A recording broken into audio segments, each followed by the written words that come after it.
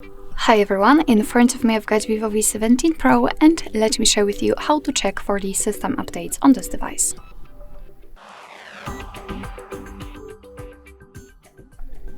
So basically this operation is relatively easy. We have to enter the settings and then let's scroll down to find the system update. So as you can see, this device has a different section which is tightly connected with the system update. So simply tap on it and as you can see your device will check for the updates. In my case, my device, the system is already has already the latest version, so I cannot update it. However, if you will have the ability to download new update, your device will list all of the things which are kind of new, and you will be able to check if you like them and simply tap on download here.